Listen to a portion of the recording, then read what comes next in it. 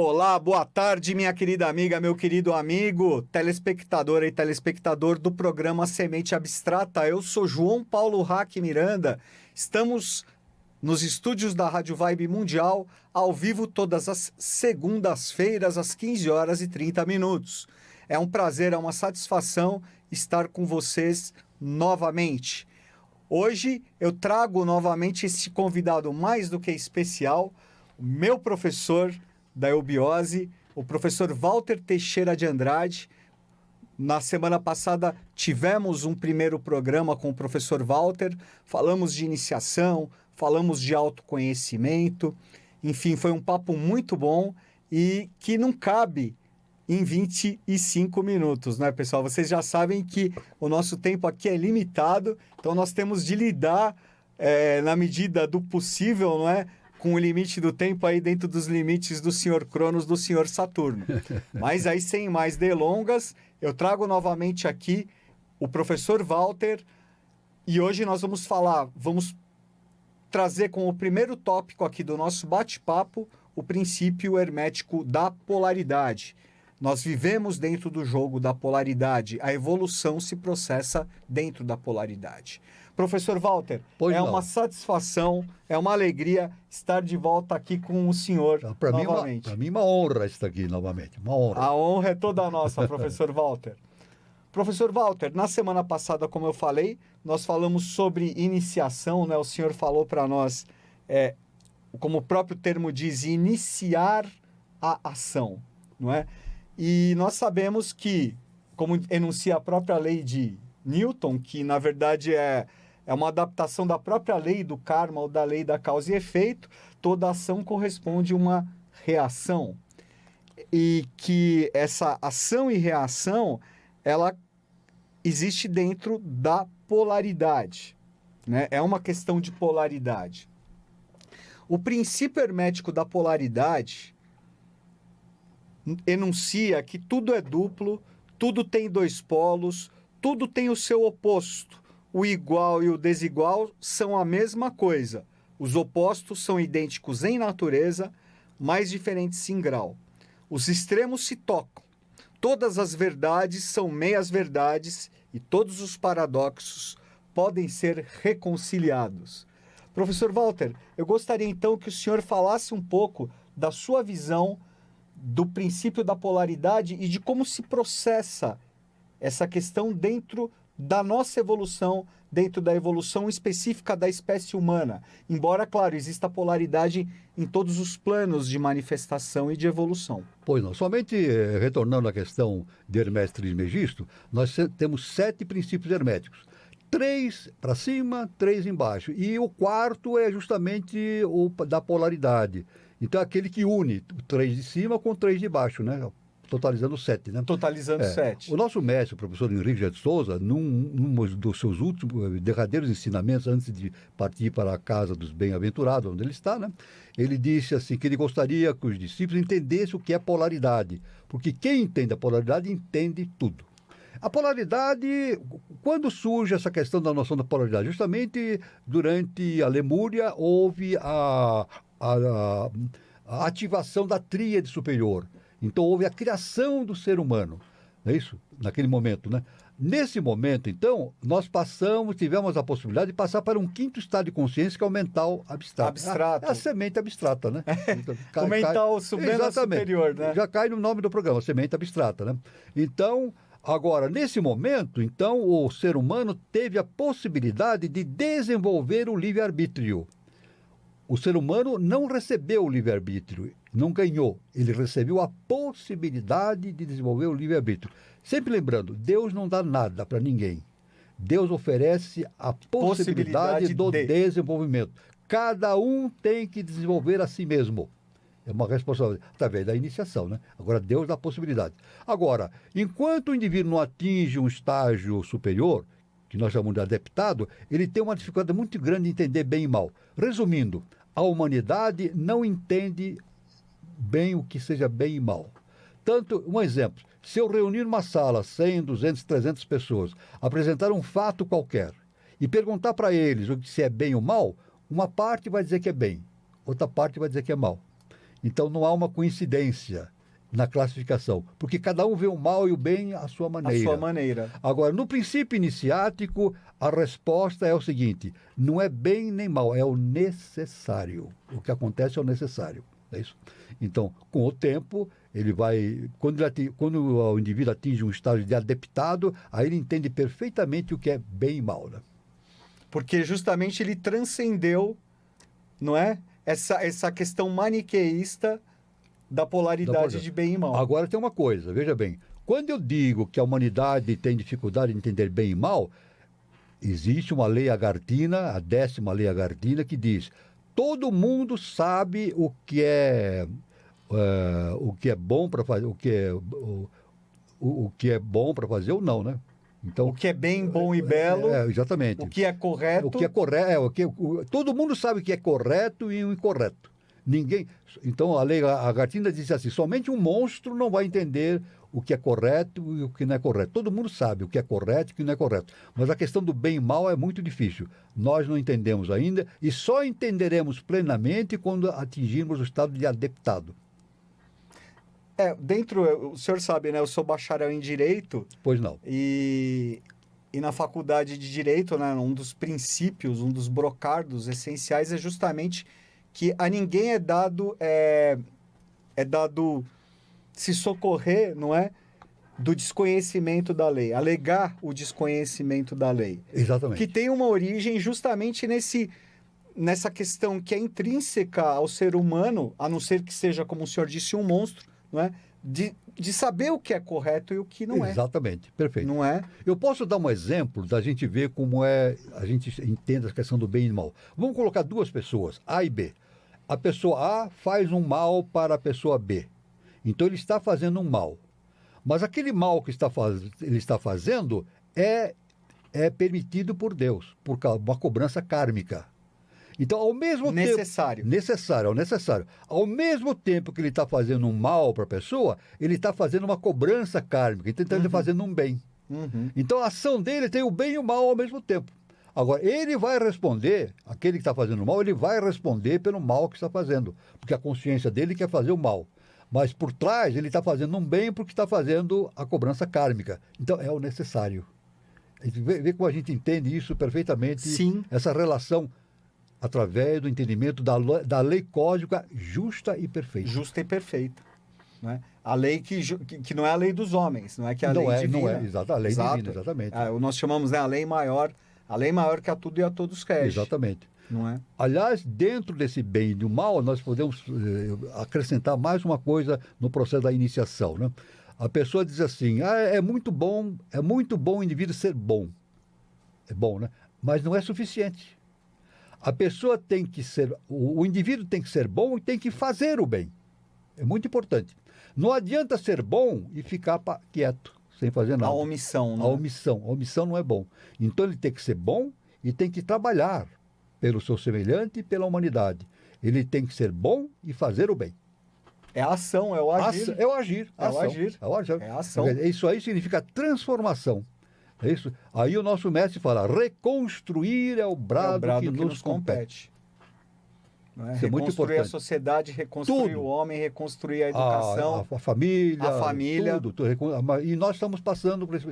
E o nosso mestre nos dá um ponto de muita convergência dessa questão da transformação, o ano 3005, né? Uhum. Que é justamente o ano 2005, até o ano 3005, a era do Avatar Maitreya. Maitreya, né? sim. 1000 anos. 1000 anos. Então, o ano 3005 já está acertado com a lei cósmica, que é o início de uma nova civilização na Terra. E nesses 1000... Você veja que o processo é longo, não é, professor Walter? São 1000 anos. Mas, ao mesmo tempo, nós sabemos, dentro do conhecimento, um pouco do conhecimento aí das leis cósmicas, das leis que nos regem, que o tempo, ao mesmo tempo, é chamado, não é, de Maya. Maia, De uma ilusão. exatamente. Então, existe essa... Inclusive, o tempo dentro do jogo da polaridade, da temporalidade e a atemporalidade. Exatamente. Como seria, Veja professor? bem, a física quântica atualmente já atingiu esse ponto. A física quântica diz: o tempo não existe. né? Então, aliás, eu leio as revelações, os comentários dos físicos quânticos, eles dizem assim, a física quântica é um verdadeiro absurdo, que é difícil de entender. Então, o tempo, na verdade, ele não existe, é atemporal. Agora, a pessoa diz assim, falta 1000 anos para começar a nova civilização, então, tem muito tempo. Não, tem que começar já. O trabalho tem que começar já. Então, não é esperar 1000 anos para fazer, não, tem que começar. O trabalho é já, porque está fora do tempo, né? Sim, porque É justamente atemporal. é atemporal. É atemporal. Porque, é claro, a consciência cósmica, Mahat, né, que é representada até pelo primeiro princípio hermético, que fala que todo o processo de criação é mental, Exato. não é? E essa mente, ela não está submetida, essa mente cósmica, essa mente que tudo cria, ela não está submetida naturalmente ao tempo, ela é atemporal. É atemporal. É da própria natureza, é o eterno, não é, professor? Exatamente. Tanto que na ciência existe uma discussão, né, entre os especialistas, é possível existir a máquina do tempo? Uma grande pergunta, né? Agora, eu não vou citar o nome do físico, né? Um grande físico que viveu, já falecido, ele dentro da física acadêmica, A tradicional, ele falou o seguinte, a máquina do tempo não existe. Por quê? Porque se existisse, nós teríamos visitantes do futuro agora. Se a máquina do tempo fosse possível, então nós teríamos hoje, circulando pelo mundo, pessoas dizendo, eu sou do futuro. Então ele disse que não é impossível. Mas não, mas aí que tem a questão. A máquina do tempo existe? Existe. O que é a máquina do tempo? Nós. eu estava bem Nós pensando somos nisso. o tempo. Nós. Então, veja bem, eu estou aqui. Eu sou o passado. Jesus é o futuro. Ou o meu mestre, Henrique de Souza, é o futuro. Então, veja bem, eles viajam através do tempo, essas mentes. Os seres que estão no futuro, eles viajam para o passado, que é o nosso presente, e se manifestam aqui para nos ensinar. Então, um animal, por exemplo, é o nosso passado, porque nós já passamos pela experiência animal. Então, um cachorrinho é o nosso passado. Nós somos o futuro deles. Então, isso é a questão da cosmogênese e antropogênese. Isso é a questão do entendimento do que é o tempo, né? Sim, e o tempo, essa memória que guarda todos os registros, podemos dizer assim, de todo o processo de evolução, é o que se chama de registro acástico ou akasha, professor Walter? Exatamente. Tudo fica registrado, né? Uhum. Justamente no que nós chamamos de corpo causal, que já está justamente no mental superior, né? Semente abstrata, né? Onde está desenvolvendo o poder da abstração, né? É o corpo causal. Ali está registrado todo o registro acástico, o nosso registro no corpo causal. Mas tudo isso está registrado na caixa também. Fica nada, João Paulo, nada se perde. Lavoisier, nada se cria, nada se perde, tudo se transforma. Só que isso que Lavoisier descobriu, que dizem que foi uma lei química, não é uma lei química, é uma lei universal. É uma lei universal. Nada se cria, nada se perde, tudo se transforma. E ao mesmo tempo a teosofia nos ensina, não é, professor Walter, que a evolução é acumulativa. Né? Então é isso, nada se perde. Nada se perde. A involução não existe. Né? Isso aí, o Kardec já falava isso na sua... O Allan Kardec. Allan Kardec já dizia. A involução não existe. É sempre para frente. A pessoa pode estacionar. Tendo a consciência. Percalços, né? Tendo a tríade superior, ele pode estacionar e pode ficar milhares e milhares de anos assim. Olha, essa é a morte. A morte não existe. A morte é a maior das mentiras. Isso o nosso mestre falou, e Paulo de Tarso falava isso também, né? Numa das suas epístolas. Existiu também um livro do Mário Rosso de Luna. Mário Rosso de Luna, né? O livro que mata a morte. O livro que mata a morte. A morte realmente não existe. A morte é o estacionamento evolutivo. A pessoa fica morta porque não está evoluindo. Ela tem que despertar novamente e revivificar ela pode estar encarnada, não é? Mas estar morta. Está morta, está parada. Isso é terrível, né? E acontece muito, né, professor Walter? É o que mais acontece. É o que mais acontece. Na humanidade é isso, né? Então é necessário esse despertar, né? Esse despertar justamente para o entendimento interno, né? E todo ser humano, professor Walter, ele tem essa prerrogativa, podemos dizer assim, de acessar, por exemplo, os registros, através de si mesmo, os registros akáshicos? Ou é isso, essa consciência fora do tempo, atemporal? Não, o ser humano não tem possibilidade de acessar registro akáshico, somente um adepto consegue Sim. fazer, somente um adepto. Mas ele tem uma memória, sobra uma memória, uma percepção. Uma percepção.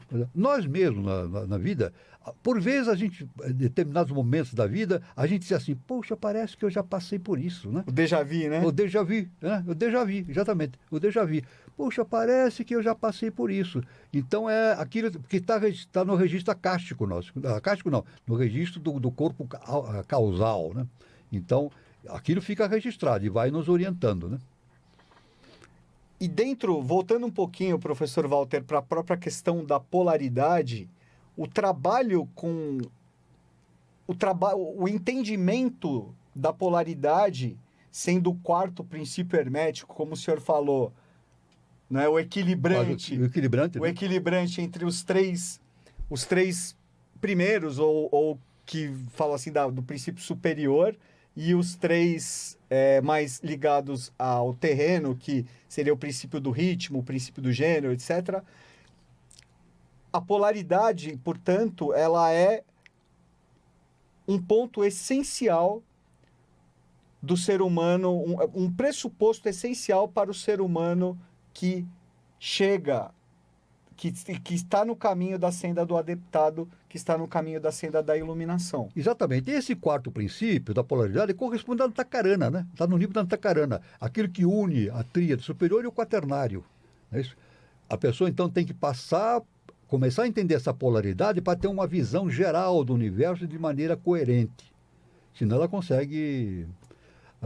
a dona Helena, a esposa do nosso mestre, o professor Henrique José de Souza, ela deixou um ensinamento para nós, que eu sempre repito, e todo mundo repete na biose. Ela nos ensinou o seguinte, uma determinada vez. Se nós olharmos no universo de baixo para cima, a gente vê tudo errado. Se nós olharmos de cima para baixo, está tudo certo. Se nós olharmos o universo com olhos humanos, a gente vê que está tudo errado. Se nós olharmos com a visão divina, está tudo certo. Olhar a Terra sob a visão divina, nós vemos que está tudo certo. Está tudo certo. Porque, Paulo... Tudo está João onde Paulo, tem que estar. João não é? Paulo, veja bem, nada acontece de mal para nós. Porque se eu admitisse que algo de mal me acontecesse, eu diria que não existe a lei justa e perfeita. Então, tudo que acontece comigo e com outros meus semelhantes é porque a lei cósmica permite. Como necessário. Como necessário para o necessidade. meu desenvolvimento, né? Então, essa é a lei justa e perfeita. Até né? por isso que muitas pessoas, até nós que trabalhamos nesse contexto, né, professor Walter, de iniciação, de autoconhecimento, então muitos alunos meus, assim como alunos do senhor também, e também amigos e pessoas do nosso círculo, muitas vezes é uma pergunta muito corriqueira para mim, é isso, por que coisas ruins acontecem para pessoas boas, não é? É por causa desse processo. É por causa desse processo.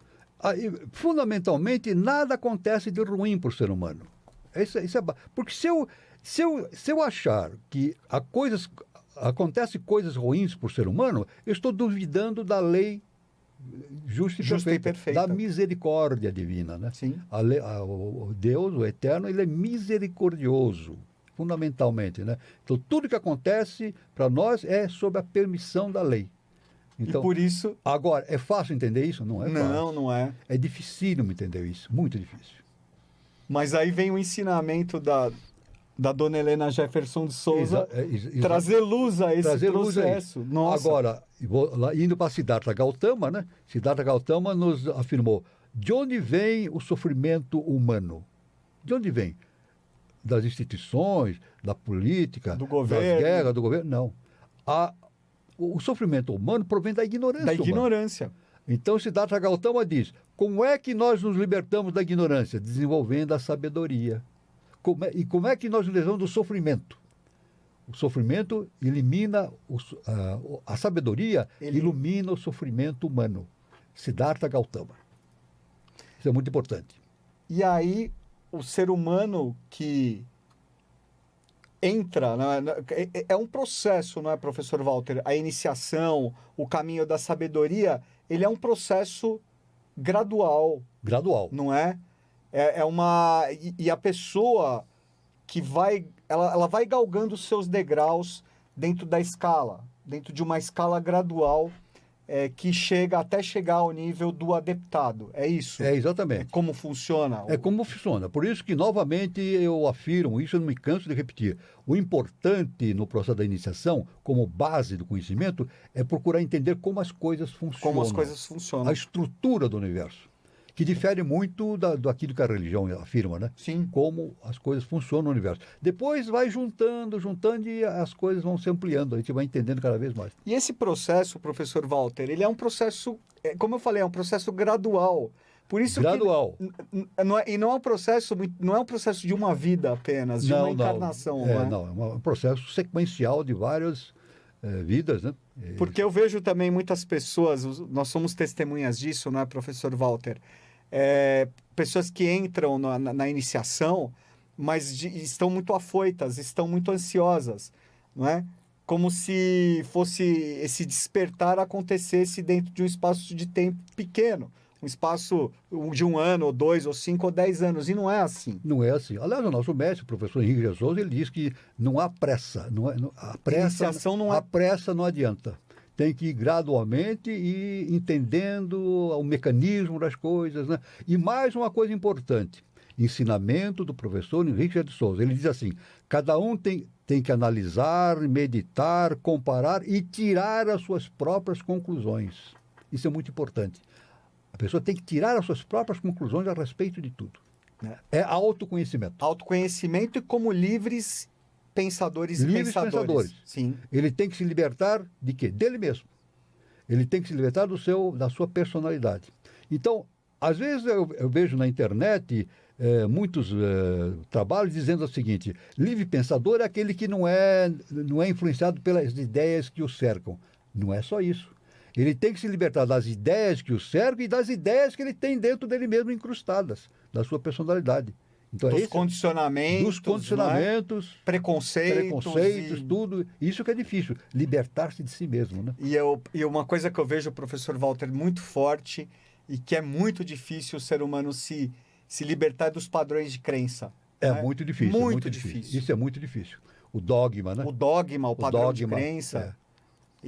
Mas é o caminho. É o caminho. Professor? Não querendo criticar a religião, é necessário, né?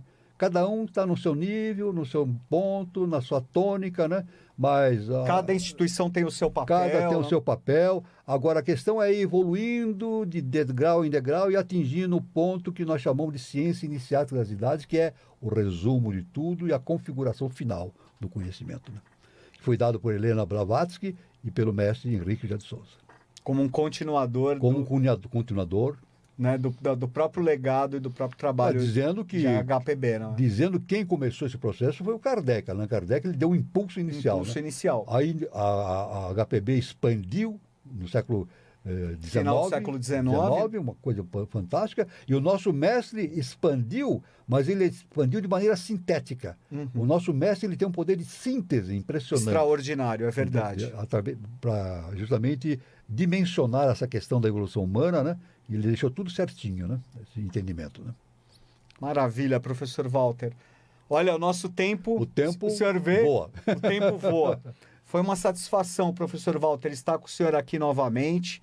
Já deixo o convite para o senhor retornar logo. Estou à disposição. Tá? Porque é sempre muito bom ouvir as suas explicações, as suas reflexões e os seus ensinamentos. Eu repito, homenageio que eu aprendi muito e aprendo muito com o senhor. Muito obrigado. É recíproco esse pensamento. Com relação muito obrigado, professor Walter. Muito obrigado. Gente, muito obrigado. Logo, logo estaremos de volta com o professor Walter, de novo, como nosso convidado aqui no Semente Abstrata. Deixo para vocês um recado aí de uma excelente semana e semana que vem estaremos de volta com o novo programa Semente Abstrata. Um grande abraço e uma semana iluminada a todos.